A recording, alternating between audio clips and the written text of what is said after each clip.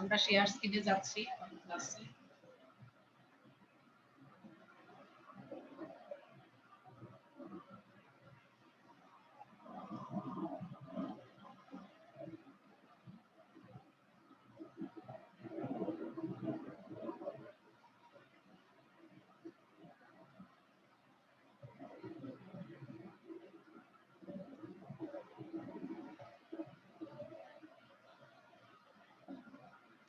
আচ্ছা, তোমরা নিশ্চয়ই দেখতে পাচ্ছ, স্ক্রিনে দেখতে পাচ্ছ তোমরা? জি মিস, দেখতে পাচ্ছি। হ্যাঁ, কি লেখা আছে এখানে? নির্দেশনা কাকে বলে? হ্যাঁ, নির্দেশনা কাকে বলে, আর আছে তোমার নির্দেশনার গুরুত্ব। ঠিক আছে? তো দেখো, আমরা কিন্তু এই যে ব্যবসায় সংগঠন ও ব্যবস্থাপনা, ঠিক আছে, এই সাবজেক্টটা আমরা তোমার পড়ছি, এবং এখানে যে নেতৃত্ব যে চ্যাপ্টারটা, অর্থাৎ তোমার ষষ্ঠ অধ্যায়, এই চ্যাপ্টারটা নিয়ে আমরা আলোচনা করছি। তো এখানে আমরা তোমার গত ক্লাসে বা তার আগের ক্লাসেও যে টপিকসটা পড়েছিলাম, তো সেখানে ছিল যে প্রথমে আমরা তোমার নেতৃত্ব কি, তার গুরুত্ব, হ্যাঁ, তারপরে তোমার নেতৃত্ব বিকাশের যে বিষয়গুলা, এরপরে তোমার এই একজন নেতার কার্যাবলী, এইসব আরো বিভিন্ন ধরনের টপিকস আমরা পড়েছি। তো আজকে তারই ধারাবাহিকতায় যেটা আমরা আজকে পড়বো সেটা হচ্ছে নির্দেশনা কি এবং নির্দেশনার গুরুত্বগুলো আলোচনা করব। তো নির্দেশনা কি সেটা যদি আমরা একটু দেখি, তাহলে আমরা বলবো যে নির্দেশনা হচ্ছে তোমার অধস্তনদের আদেশ দান করা, উপদেশ, তারপরে তোমার পরামর্শ প্রদান করা, তত্ত্বাবধান করা এবং অনুসরণ কার্যকে নির্দেশনা বলা হয়। তার মানে কি, তোমার যারা একটা প্রতিষ্ঠানে, সেটা ফ্যাক্টরি হতে পারে, যে কোনো প্রতিষ্ঠান তোমার হতে পারে, সেই প্রতিষ্ঠানে যারা অধস্তন, যারা মানে চাকরি করে আন্ডারে, তাদেরকে নেতা কর্তৃক যে আদেশ দেয়া হয়, তারপরে তোমার উপদেশ দেয়া হয়, পরামর্শ দেয়া হয়, তত্ত্বাবধান করা হয় কর্মীদেরকে ঘুরে ঘুরে যে তারা কাজ করছে কিনা, তারপরে তোমার অনুসরণ করা হয় তাদের কার্যাবলীগুলোকে, এই যাবতীয় কাজকেই কি বলা হয়? নির্দেশনা বলা হয়। তো নির্দেশনা সম্পর্কে আমরা যদি আর একটু বিস্তারিত বলতে যাই, তার আগে যেটা আমি একটু বলে নেই যে নির্দেশনা এর ইংরেজি প্রতিশব্দ কি।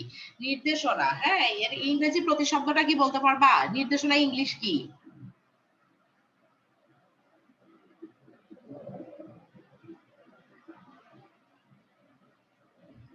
বলতে পারবা? নির্দেশনা ইংরেজি কি? ডিরেকশন। হ্যাঁ, ডিরেকশন। আমরা বলি না যে, আমার কথাগুলো শোনা যায় স্পষ্ট তোমাদের কাছে? জি মিস, শোনা যায়। আচ্ছা, ঠিক আছে। তো যেটা আমরা বলি না সবসময় সচরাচর যে নির্দেশনা দাও, বা তোমার ইংলিশে অনেক সময় মানে আমরা বলি যে নির্দেশনার অনেক সময় ইংলিশে বলি যে ডিরেকশন, হ্যাঁ, আমাদের ডিরেকশন কি, আমরা তো কোনো ডিরেকশন পাই নাই, এরকম আমরা অনেক সময় বলি। তো সেই হিসেবে ডিরেকশন যেটা হচ্ছে ইংরেজি প্রতিশব্দ নির্দেশনা, ঠিক আছে। এবং এই বানানটা কিরকম? DIRECTION, direction. DIRECTION, direction. হ্যাঁ, তো দেখো, আমরা যদি বিস্তারিত আলোচনা করি তাহলে বলবো যে মানে যেটা আমরা এতক্ষণ আলোচনা করলাম, যে পরিকল্পনা, একটা প্রতিষ্ঠানের পরিকল্পনা, সংগঠন, কর্মী সংস্থান, এগুলা কি মূলত প্রস্তুতিমূলক কাজ একটা প্রতিষ্ঠানে। এই প্রস্তুতির পরে তোমার পরিকল্পনা বাস্তবায়নের জন্য তোমার অধস্তনদের কি প্রয়োজনীয় নির্দেশ প্রদান করতে হয়। নির্দেশ প্রদান করে নির্দেশনা বাস্তবায়নে কি করতে হয়? তোমার কার্য তত্ত্বাবধান করতে হয়। মানে একটা নির্দেশ দেওয়ার পরে সেটা কিন্তু বাস্তবায়ন করার জন্য কাজগুলো ঘুরে ঘুরে দেখতে হয় যে কর্মীরা যে কাজ করছে সেই নির্দেশনা অনুযায়ী কি তারা কাজ করছে কিনা, ঠিক আছে, এই বিষয়গুলা। তো আমরা যদি বলি যে কোনো ভুল হলে সেটা কিন্তু আবার সংশোধনও করে দিতে হয়। আমরা যখন তত্ত্বাবধানের মাধ্যমে দেখি যে কাজগুলা করছে এবং কাজের মধ্যে কোনো যদি ভুল থাকে, তাহলে সেখানে কি আমরা সেটা সংশোধন করে দেওয়ার চেষ্টা করি। হ্যাঁ, তারপরে উপদেশ পরামর্শ দেওয়ার অনেক সময় প্রয়োজন পড়ে, উপদেশ দেওয়ার প্রয়োজন পড়ে। তারপর ক্ষেত্র বিশেষে তোমার হুমকি বা ভয় দেখানোরও কিন্তু একটা তোমার প্রয়োজন হতে পারে। অনেক সময় বলে না যে স্বৈরতান্ত্রিক নেতৃত্ব, সবসময় দেখা যাচ্ছে যে গণতান্ত্রিক নেতৃত্ব দিয়ে কাজ হচ্ছে না, তখন কি করতে হয়? স্বৈরতান্ত্রিক নেতৃত্ব অ্যাপ্লাই করতে হয়। হ্যাঁ, ওই বিষয়টাই এখানে বলতে চাচ্ছে।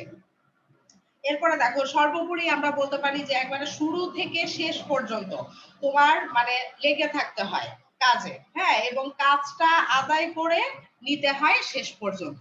সেটা কি শুধু নির্দেশনা প্রদান করে বসে থাকলে হবে না, সেটা ঘুরে ঘুরে দেখতে হবে, তত্ত্বাবধান করতে হবে এবং তাদের আগমন কয়টায়, প্রস্থান কয়টায়, এই জিনিসগুলো অবজার্ভ করতে হবে এবং নির্দেশনা অনুযায়ী তোমার কাজ চলছে কিনা সেই বিষয়টা ভালো করে তদারকি করে দেখতে হবে এবং কাজে কোনো ভুল আছে কিনা সেটাও কিন্তু সংশোধন করে দিতে হবে। এরপরে দেখো যে সকল কাজের সমষ্টিকেই আমরা নির্দেশনা বলতে পারি। তো ধরা যাক যে উদাহরণস্বরূপ আমরা বলতে পারি যে একজন ঊর্ধ্বতন তার অধস্তনকে তোমার নির্দেশ দিল যে সপ্তাহে তোমার 100 একক পণ্য তৈরি করতে হবে, মানে পার উইক, প্রতি উইকে তোমার 100 পণ্য তৈরি করে দিতে হবে, একটা টার্গেট তৈরি করে দিল। ঠিক আছে, তো এখন এই নির্দেশ দেওয়ার পরে অধস্তনরা কি করবে? অধস্তনরা আসলে কি করছে, নির্দেশনা অনুযায়ী কাজ শুরু করেছে কিনা সেটা যেমন দেখবে নেতা। তারপরে তোমার সময়, একটু সময় পরে পরে তাদের খোঁজ খবর নিতে হবে। তারপরে তোমার কাজের জন্য তাদেরকে উৎসাহ দেওয়া, হ্যাঁ, মোটিভেট করা তাদেরকে। তারপরে তোমার অনুরোধ করা বা প্রয়োজনে তোমার দেখা যাচ্ছে যে ভয় দেখিয়ে বা শাস্তি দিয়ে কাজ আদায় করা। হ্যাঁ, যেটা আমি একটু আগে বললাম। হ্যাঁ, এই যে এই বিষয়গুলাই, যাবতীয় বিষয়গুলাই কিন্তু তোমার কিসের মধ্যে পড়ে? নির্দেশনার মধ্যে কিন্তু পড়ছে। ঠিক আছে, তো ব্যবস্থাপনার ক্ষেত্রে নির্দেশনা তোমার এরকম দ্বিমুখী যোগাযোগের কিন্তু সৃষ্টি করে। হ্যাঁ, নির্দেশনা কখনো মানে এক পক্ষের মাধ্যমে হয় না, নির্দেশনা কখনো কিন্তু একপাক্ষিক হয় না, এটা দ্বিপাক্ষিক হয়। নির্দেশনা সবসময়ই তোমার দুই পক্ষের মধ্যে সংগঠিত হয়ে থাকে। দুটি পক্ষ না থাকলে কখনোই নির্দেশনা সংগঠিত হবে না। ঠিক আছে, তো আমরা বলতে পারি যে যোগাযোগ বলো, অনুসরণ করা বলো, পরামর্শ গ্রহণ করা, পরামর্শ প্রদান করা, এই যাবতীয় বিষয়ই কি নির্দেশনার অন্তর্ভুক্ত। তো দেখো যে আমরা এখন একটু আরেকটা উদাহরণের মাধ্যমে আমরা বলতে পারি যে মিস্টার শাহিন তোমার একটা প্রতিষ্ঠানের বিক্রয় কর্মকর্তা। ঠিক আছে, সেলস এক্সিকিউটিভ। তিনি প্রথম মাসে তার অধীনস্থ বিক্রয় কর্মীদেরকে মাসিক বিক্রয় টার্গেট নির্ধারণ করে প্রত্যেককে তোমার কি করলো? তোমার টার্গেট পূরণের নির্দেশ দিলেন। মাস শেষে দেখা গেল যে কেউই তাদের টার্গেট পূরণ করতে পারে নাই। ঠিক আছে, পরের মাসে আবার সবাইকে নিয়ে তিনি বসলেন এবং মাসিক টার্গেট ঠিক করে দিলেন পরের মাসে। এবার সিদ্ধান্ত নিলেন যে প্রত্যেকের তোমার সাপ্তাহিক বিক্রয়ের রিপোর্ট দিবেন। তার মানে দেখা গেছে এর আগের মাসে যে তোমার নির্দেশনা দিয়েছিলেন এবং নির্দেশনা অনুযায়ী টার্গেট তোমার ফিল আপ হয় নাই। ঠিক আছে, এবং অবশ্যই তোমার কেন হয় নাই সেটার কারণ খতিয়ে দেখতে হবে। ঠিক আছে, যে কেন হলো না, এবং পরের মাসে তারা কিন্তু আবার বসলেন সবাই এবং তোমার নেতা আবারও তোমার নির্দেশনা দিলেন, আবারও টার্গেট নির্ধারণ করে দিলেন এবং ঠিক করলেন যে প্রত্যেকটা সপ্তাহে তোমার কত বিক্রয় হয়েছে সেটার উপর একটা রিপোর্ট তিনি নিবেন কর্মীদের কাছ থেকে।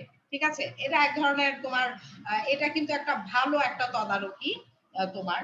এরপরে যেটা বলছে যে তোমার প্রথম সপ্তাহের রিপোর্টে দেখা গেছে যে কি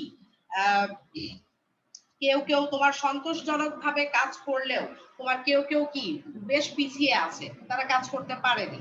ঠিক আছে, তিনি দুইজন বিক্রয় কর্মীর এলাকায় পরের সপ্তাহে তোমার গেলেন, সেখানে গিয়ে ঘুরলেন। ঠিক আছে। এভাবে কয়েকদিন ঘুরে দেখা গেল যে বিক্রয় কর্মীদের কেউ কেউ দোকানগুলোতে ঠিক মতো যায়ই নাই, দোকানগুলোতে তারা ঠিক মতো যায়ই নাই। ঠিক আছে। ফোনে তোমার ফরমাইশ দিলে মাল পাঠায়। ঠিক আছে, মানে টেলিফোনে ওভার টেলিফোনে তারা ফরমাইশ দিলে মাল পাঠায়, মানে ফোনে তারা এই কাজটা করেছিল আর কি, হ্যাঁ, দোকানে না গিয়ে। এর মধ্যে গোপনে দুই একজন অন্য কোম্পানিরও কাজ করে। দেখা যাচ্ছে এই কোম্পানিতে কাজ ফাঁকি দিয়ে অন্য কোম্পানিতে তোমার কাজ করছে, হ্যাঁ, ফাঁকিবাজি করছে, যেটা কথা আর কি।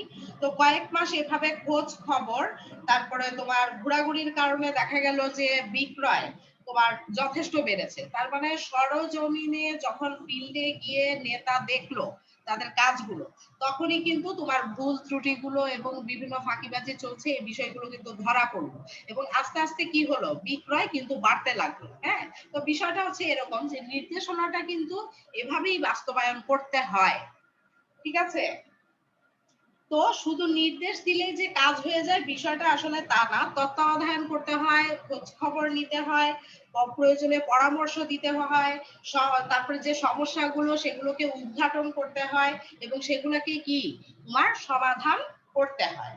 তো কাজের সাথে তোমার লেগে থেকে কাজ করিয়ে নিতে হয়। এভাবে তিনি বুঝতে পারেন যে নির্দেশনাটাকে এভাবে আসলে বাস্তবায়ন করতে হয়। এবং এভাবে যদি তোমার নির্দেশনাকে বাস্তবায়ন করা যায় তাহলে একটা প্রতিষ্ঠানে উত্তরোত্তর বিক্রয় বৃদ্ধি পায় এবং প্রতিষ্ঠানে মুনাফা অর্জন সম্ভব হয়। ঠিক আছে। তাহলে মোটামুটি আশা করি বুঝতে পেরেছো যে নির্দেশনা বলতে শুধু কোনো একটা ওয়ার্ডকে বোঝায় না, অনেকগুলো কাজের সমষ্টিকেই নির্দেশনা বলা হয়। যেমন আদেশ দান, উপদেশ প্রদান, পরামর্শ প্রদান, তত্ত্বাবধান করা, অনুসরণ করা, সমস্যাগুলোকে তোমার খুঁজে বের করা এবং সেগুলোর ভুল ত্রুটি সমাধান করে দেওয়া, এইসব যাবতীয় কাজের সমষ্টিকেই কি বলা হয়, নির্দেশনা বলা হয়। আশা করি তোমরা বুঝতে পেরেছো। তো নির্দেশনা কাকে বলে সেটা আমরা এতক্ষণ দেখলাম। এবং এখন আমরা যে টপিকসটা দেখব সেটা হচ্ছে নির্দেশনার গুরুত্ব। নির্দেশনার গুরুত্বগুলো আলোচনা করব আমরা এখন। তো দেখো, নির্দেশনার অবশ্যই গুরুত্ব আছে। একটা প্রতিষ্ঠানের নির্দেশনা কোনো মতেই নির্দেশনা ছাড়া সেই প্রতিষ্ঠানের অস্তিত্ব আমরা চিন্তা করতে পারি না। ঠিক আছে। সাধারণভাবে কি ব্যবস্থাপনা হচ্ছে তোমার মানে সহজ অর্থে যে কোনো স্টুডেন্টকে জিজ্ঞেস করলে এরকম বলে যে নির্দেশনা ব্যবস্থাপনা কাকে বলে। দেখা যায় যে অন্যকে দিয়ে কাজ করিয়ে নেওয়ার কৌশলী ব্যবস্থাপনা, এটা একটা মানে এই সংজ্ঞাটা কিন্তু মানে খুব একটা ভালোভাবে গ্রহণ করা হয় না অনেক টিচারের কাছেই। এবং তোমরা জানো, তোমরা যেহেতু কমার্সের স্টুডেন্ট, ব্যবস্থাপনার সংজ্ঞাটা তোমরা খুব সুন্দর করে দিবা। হ্যাঁ, যে একটা প্রতিষ্ঠানের লক্ষ্য অর্জনের জন্য কি তোমার একেবারে পরিকল্পনা, সংগঠন, কর্মী সংস্থান, তারপরে তোমার নির্দেশনা, প্রেষণা, সমন্বয়, নিয়ন্ত্রণ, যাবতীয় এই কার্যাবলীগুলো বাস্তবায়নের মাধ্যমে তোমার লক্ষ্য অর্জনের যে প্রক্রিয়া তাকেই কিন্তু তোমার ব্যবস্থাপনা বলা হয়। এইভাবে সুন্দর করে গুছিয়ে তোমরা সংজ্ঞাটাকে বলবা এবং লিখবা। ঠিক আছে। তো এই কৌশল প্রক্রিয়ায় তোমার কি কাজ করতে হবে তা কর্মীদেরকে বলা এবং তা ঠিক মতো করছে কিনা সেটা তোমার অনুসরণ করা। হ্যাঁ, তারপরে তোমার এই বিষয়গুলো কিন্তু অনেক বেশি তোমার গুরুত্বপূর্ণ। ঠিক আছে, এই বিষয়গুলো অনেক বেশি গুরুত্বপূর্ণ। তো দেখা যাচ্ছে যে একটা ইঞ্জিন, হ্যাঁ, ইঞ্জিনে গতি সঞ্চার করে, যেমন ইঞ্জিনে গতি সঞ্চার হলে যেমন একটা গাড়ি তোমার চলে, হ্যাঁ, তারপরে তোমার লক্ষ্য পানে গাড়িটা গিয়ে পৌঁছায়। হ্যাঁ, ঠিক মানে তেমনি নির্দেশনার মাধ্যমেও তোমার সংগঠনে একটা প্রাণ সঞ্চার হয়। নির্দেশনা দেওয়ার পরে একটা সজীবতা আসে, একটা প্রাণ সঞ্চার হয় এবং ব্যবস্থাপনা তার লক্ষ্য অর্জনের চেষ্টা করে। এবং ব্যবস্থাপনা প্রক্রিয়া মানে কি এটাও কিন্তু তোমরা পড়েছো। হ্যাঁ, যে ব্যবস্থাপনা কাকে বলে, ব্যবস্থাপনার কার্যাবলীগুলা বর্ণনা করো বা ব্যবস্থাপনার প্রক্রিয়াগুলো কি কি বর্ণনা করো, একই কথা, অল্টারনেটিভ কোশ্চেন আর কি। ঠিক আছে। তো ব্যবস্থাপনার প্রক্রিয়া বা ব্যবস্থাপনার কাজ বলতে আমরা কি বুঝি, এই ব্যবস্থাপনার কাজ বলতে কি বুঝি দেখি একটু বলো তো, তোমাদের মনে আছে কিনা।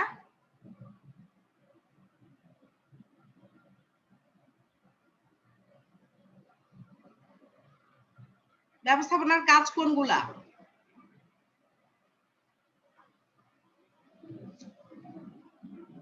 একটু আগেও কিন্তু বললাম যে ব্যবস্থাপনার সংজ্ঞার মধ্যেই কিন্তু ছিল যে ব্যবস্থাপনার কার্যাবলীগুলো বা ব্যবস্থাপনার প্রক্রিয়া কি।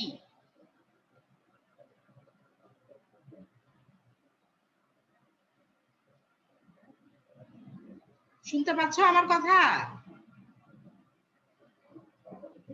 জি মিস। হ্যাঁ, তো ব্যবস্থাপনার কাজগুলা কি কি না বলতে পারার তো কিছু নাই, তো সহজ বিষয়। কোন কাজগুলা ব্যবস্থাপনার কার্যাবলী কোনগুলা বা প্রক্রিয়া কি, একই কথা এগুলা।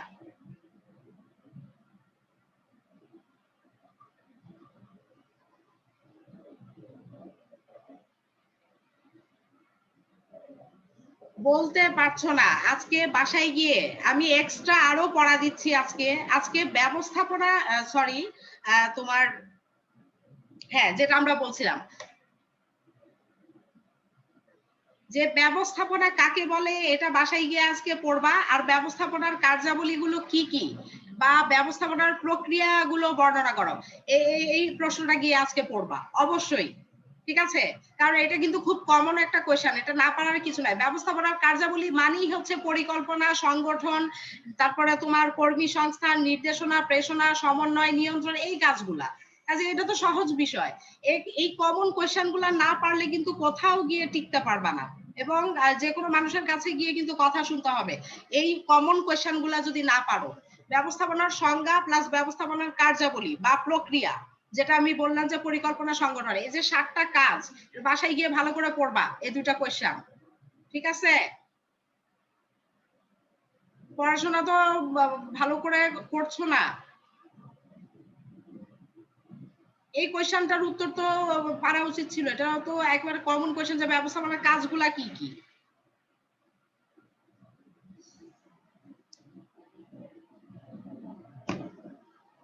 আচ্ছা দেখো, যেটা আমরা বলছিলাম যে ব্যবস্থাপনা তার কার্যাবলীগুলো এভাবে কিন্তু তোমার ইয়ে করে, কার্যাবলীগুলো সম্পন্ন করে তোমার লক্ষ্য অর্জনের চেষ্টা করে, এবং ব্যবস্থাপনার এই কাজগুলা যদি সম্পন্ন করতে পারে সঠিকভাবে তাহলে কিন্তু একটা প্রতিষ্ঠানের লক্ষ্য অর্জিত হয়।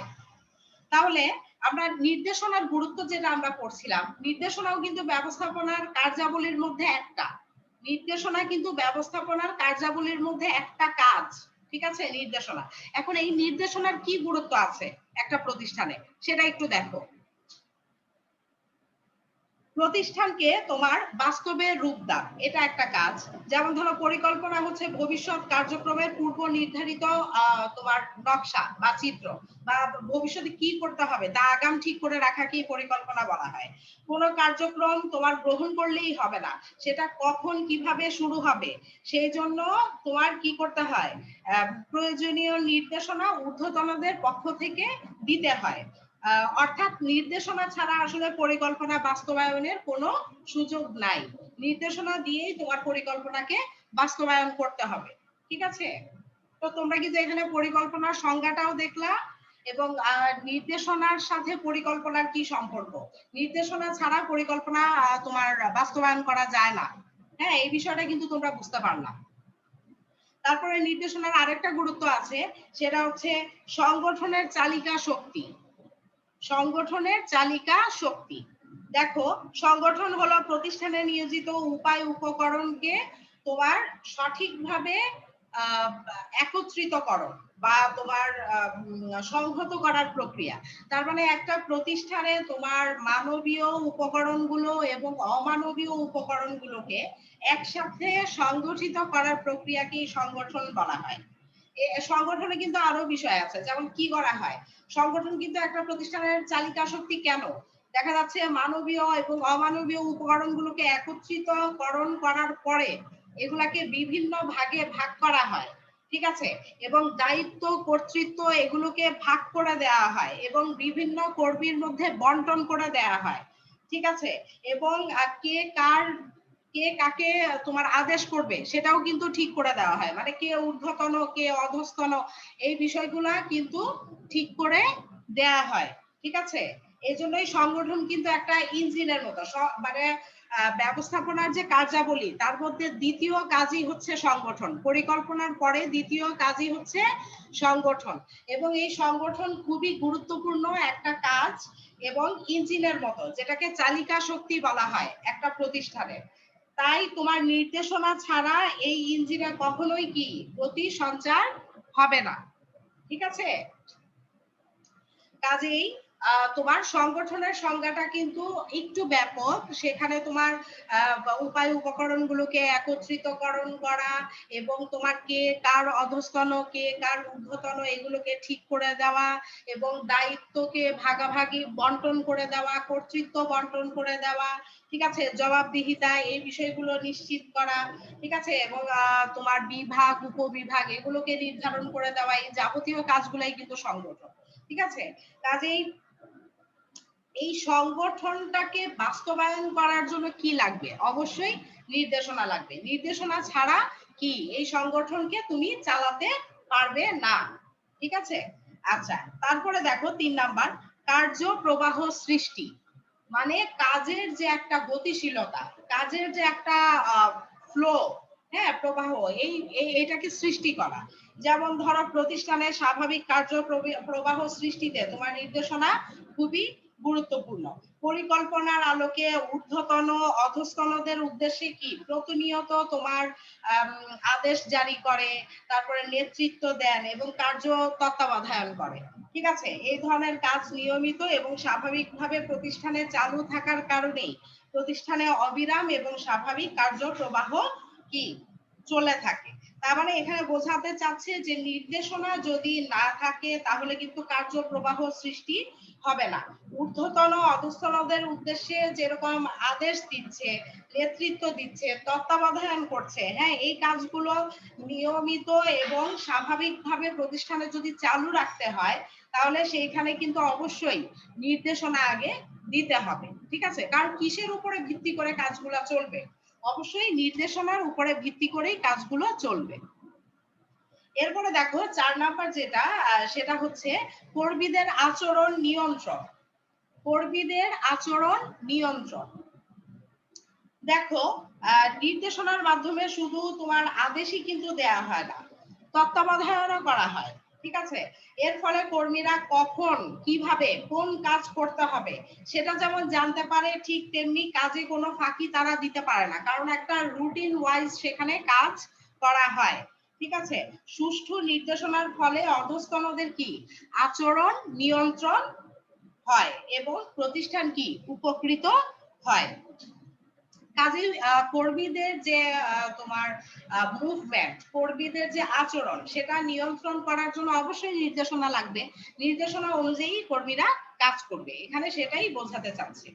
এরপরে ৫ নম্বরে দেখো যেটা আছে সেটা হচ্ছে কর্মীদের মান এবং দক্ষতার উন্নয়ন। কর্মীদের মান এবং দক্ষতার উন্নয়ন তার মানে কি? নির্দেশনা বলতে শুধু যে মানে আদেশ প্রদান করবে শুধু তাই না, এখানে তোমার দেখা যাচ্ছে যে আদেশের সাথে তোমার কাজ চলাকালে কর্মীদের প্রয়োজনীয় উপদেশ প্রদান, পরামর্শ প্রদান, কাজগুলোকে ঘুরে ঘুরে দেখা এবং নেতৃত্ব দান, এই কাজগুলাকেও কিন্তু বোঝায়। দক্ষ তত্ত্বাবধান এবং নেতৃত্ব দানের ফলে কি কর্মীদের মান এবং দক্ষতার অনেক বেশি উন্নয়ন কিন্তু ঘটে। ঠিক আছে, কাজেই তোমার এই কাজগুলা কিন্তু অনেক বেশি গুরুত্বপূর্ণ কর্মীদের মান এবং দক্ষতার উন্নয়নের ক্ষেত্রে। নির্দেশনা ছাড়া কিন্তু সম্ভব নয়।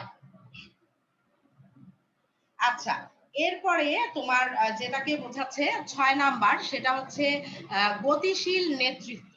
গতিশীল নেতৃত্ব সৃষ্টিতে তোমার নির্দেশনার গুরুত্ব অপরিসীম। কিরকম দেখো, ঊর্ধ্বতন কতটুকু যোগ্যতার সাথে অধস্তনদের চালনা করতে পারছে, হ্যাঁ, সেটা কিন্তু নির্দেশনা দান প্রক্রিয়ার মাধ্যমেই কিন্তু সেটা ধরা পড়ে। ঠিক আছে, এখন নির্দেশনা একটি অবিরাম প্রক্রিয়া, সেটা চলছে তো চলছেই। হ্যাঁ, এখন ঊর্ধ্বতনকে তোমার যোগ্য নেতৃত্ব দানে তৎপর থাকতে হবে। ঠিক আছে, তার কাজগুলো কিন্তু তার নির্দেশনা উপরেই নির্ভর করবে। ঠিক আছে, এর ফলে প্রতিষ্ঠানে একটা যোগ্য এবং গতিশীল নেতৃত্ব কিন্তু সৃষ্টি হবে। ভালো নির্দেশনার উপরেই কিন্তু নির্ভর করে একটা প্রতিষ্ঠানের তোমার যেমন সাফল্য, ঠিক তেমনি নির্দেশনা দিলেই হবে না, সেই নির্দেশনাটাকে কার্যকরী করতে হবে। ঠিক আছে, সেই কার্যকরী করার উপরেই কিন্তু একটা প্রতিষ্ঠানের পুরা লক্ষ্য অর্জনটা নির্ভর করে। ঠিক আছে, তো এইভাবে নির্দেশনার মাধ্যমেও কিন্তু দেখা যাচ্ছে একটা প্রতিষ্ঠানে গতিশীল নেতৃত্ব সৃষ্টি হচ্ছে। তো আমরা পরিশেষে কি বলতে পারি যে নির্দেশনা ব্যবস্থাপনার জন্য আসলে সাধারণ কোনো কাজ নয়, বরং এটা হচ্ছে ব্যবস্থাপনার একটা চালিকা শক্তি। এটাও কিন্তু নৈবিত্তিকে আসে এই প্রশ্নটা যে ব্যবস্থাপনার চালিকা শক্তি কোনটি, তখন কিন্তু আনসার হবে নির্দেশনা। ঠিক আছে, নির্দেশনা হচ্ছে ব্যবস্থাপনার চালিকা শক্তি, এটা কিন্তু একটা এমসিকিউ। ওকে, কার্যফল যদি না থাকে তাহলে আয়োজনের কিন্তু কি তোমার কোনো অর্থ হয় না, আয়োজন করে কোনো লাভ নাই। কার্যকর নির্দেশনা ছাড়া ব্যবস্থাপনার সকল কাজই কি ব্যর্থ। সকল কাজ করতে গেলেই নির্দেশনা লাগবে। যেমন তোমার এই যে লেখক তোমার মার্শাল, তিনি বলেন যে নির্দেশনাকে প্রশাসনের হৃৎপিণ্ড তোমার বলা হয়। কাজে এটাও কিন্তু একটা এমসিকিউ। ঠিক আছে, যে নির্দেশনাকে প্রশাসনের হৃৎপিণ্ড বলা হয়, এটা কে বলেছেন, এটা যেমন একটা বিষয়, ঠিক তেমনি আরেকটা প্রশ্ন এখানে হতে পারে যে প্রশাসনের হৃৎপিণ্ড কাকে বলা হয়, সেটা হচ্ছে নির্দেশনাকে। ঠিক আছে, নির্দেশনাকে প্রশাসনের হৃৎপিণ্ড বলা হয়, এটা তোমরা জেনে রাখবা। কাজে আজকে আমি যে টপিকস গুলা পড়ালাম এগুলা কিন্তু তোমাদের বাসায় পড়া থাকলো, অবশ্যই এগুলা তোমরা বাসায় আজকে গিয়ে পড়বা, এবং ব্যবস্থাপনা কাকে বলে এবং ব্যবস্থাপনার কার্যাবলীগুলো কি কি বা প্রক্রিয়াগুলো বর্ণনা করো, এটা কিন্তু আমি সামনে কিন্তু তোমাদের কাছ থেকে নিব। ঠিক আছে, কাজে এটা স্পেশালি তোমাদের জন্য পড়া থাকবে, কারণ এটা খুব কমন এবং তোমাদের পারা উচিত। ওকে, তাহলে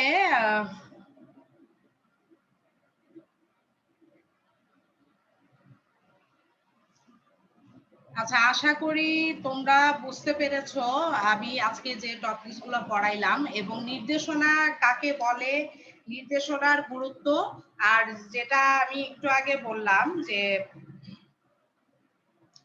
ব্যবস্থাপনা কাকে বলে এবং ব্যবস্থাপনা প্রক্রিয়াগুলো বর্ণনা করো বা ব্যবস্থাপনার কার্যাবলীগুলো বর্ণনা করো। হ্যাঁ, এই জিনিসটা, এই প্রশ্নগুলো তোমাদের 4টা প্রশ্ন তোমাদের পড়া থাকবে এবং তোমরা এগুলো কমপ্লিট করবা সামনের ক্লাসের জন্য। আমি তোমাদের অ্যাটেন্ডেন্সটা নিয়ে নিচ্ছি।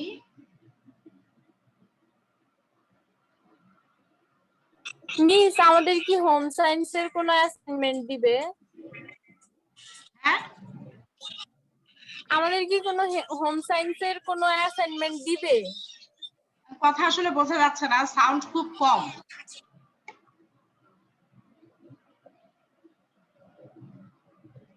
আচ্ছা লিজামণি, তোমার রোলটা লিখো নাই। লিজামণি, তোমার রোলটা একটু বলো।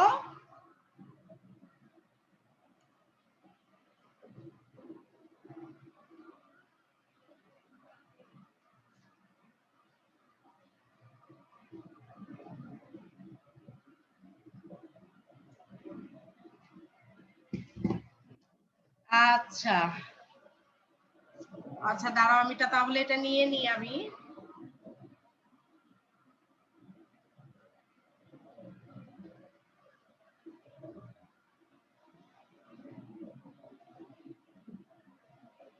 আচ্ছা ওকে, তাহলে আমাদের সময় দেখা যায় একেবারে শেষের দিকে।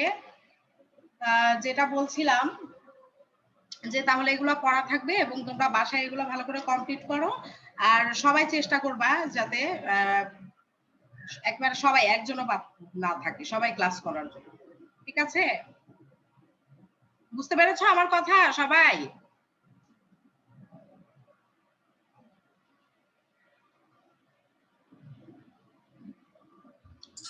আচ্ছা তোমাদের, হ্যাঁ বলো। মিস, আমাদের কি হোম সায়েন্সের অ্যাসাইনমেন্ট দিবে? ও আচ্ছা, হোম সায়েন্স কোন হ্যাঁ, সাবজেক্ট? অ্যাসাইনমেন্ট দিবে এই ও আচ্ছা সাবজেক্টে। আচ্ছা, যদি হ্যাঁ যদি দেওয়া হয় তাহলে এটা নোটিশ দেওয়া হবে, যদি দেওয়া হয় তাহলে নোটিশ দেওয়া হবে।